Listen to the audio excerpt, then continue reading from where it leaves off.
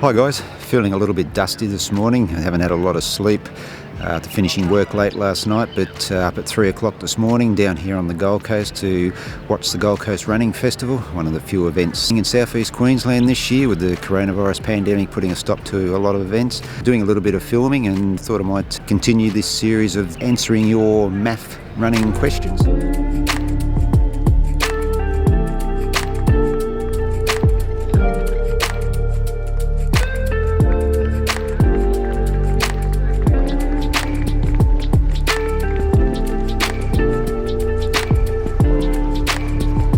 Last video I started a bit of a series answering your questions about MAF running, or the low heart rate running. Down here on the Gold Coast today with the running festival, I might continue that series and answer a few more questions.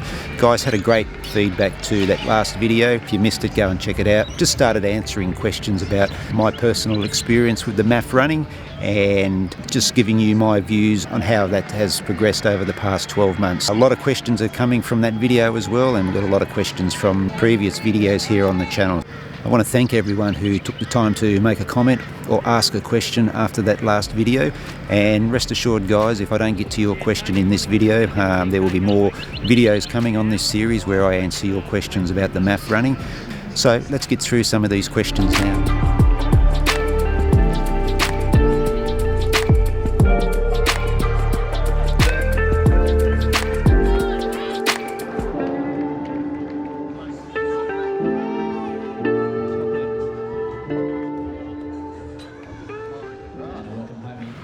Alright guys, a couple of quick fire questions straight up. Do I use the watch or a chest heart rate strap to measure my heart rate on my runs?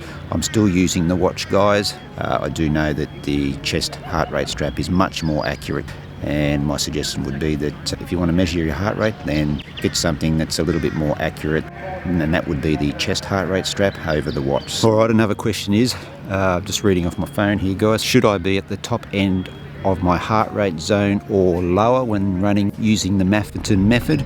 As I've said in the last video, the purist will tell you that to do the Maffetone method properly, you should be running to your MAF heart rate level or below to make sure that you're in that aerobic zone. Another popular question on the channel, guys, is does the heat affect your heart rate? It does affect my heart rate, guys, especially in the high temperatures and the high humidity of the Brisbane summers. And I know that there's a lot of viewers in the Northern Hemisphere who are just coming out of summer and have been raising concerns about why they have trouble controlling their heart rate when it's hotter. Well, the simple answer is, guys, that our heart works and pumps a lot harder and faster when the temperatures are high, and what it's trying to do is it's trying to cool our body, and it can circulate up to 4 times the amount of normal blood through our body in higher temperatures. So guys, you really need to make allowances in the hot weather. When you head out, you make sure that you've got a hat, make sure that you've got sunblock on, make sure that you plot your routes really carefully in the hot weather to make sure that you've got plenty of access to hydration.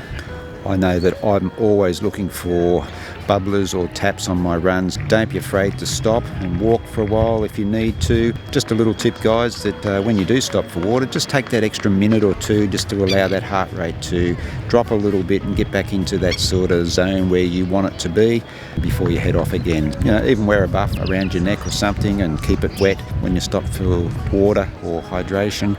It's just a matter of working with the conditions, guys, and being mindful of what you need when the temperatures are hotter. And guys, it's just something you have to put up with in the summer. Your heart rate's going to be higher, and I notice that from summer to winter there is a hell of a difference in the heart rate. It's just the way our body operates, guys, and it's just something you have to be mindful of.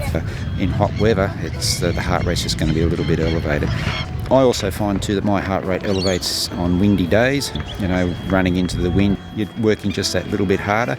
And I also find too that when I'm filming, just by holding one arm up and with the camera, my heart rate will rise a little bit as well, because I'm working just a little bit harder with just the one arm. Maybe that's just me, guys, I don't know. Alright guys, I'm just going to read a question, or a couple of comments really, from the last video.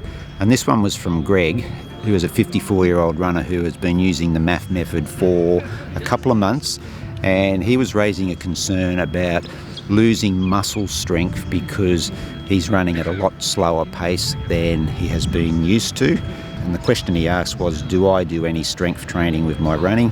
No, I don't. I haven't done any strength training for quite some time. No reason, it's just my personal choice, but look, I think any sort of strength training that you were to work in conjunction with your running has got to be beneficial.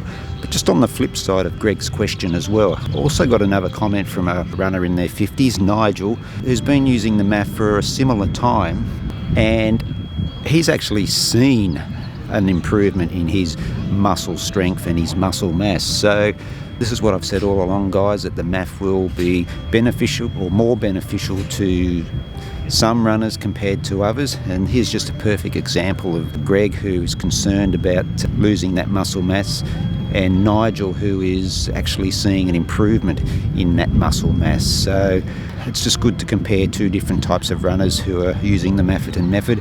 For me, I've never noticed a loss of any muscle strength over the past 12 months using the Maffetone method. There we go, guys. A few more questions to add to the series about the MAF running. Loads more questions being added to the channel each day about MAF, so hopefully we'll get to those in some future videos. Guys, if you're finding the information in this MAF running series Q&A helpful, please give this video a bit of love by smashing that like, thumbs up button.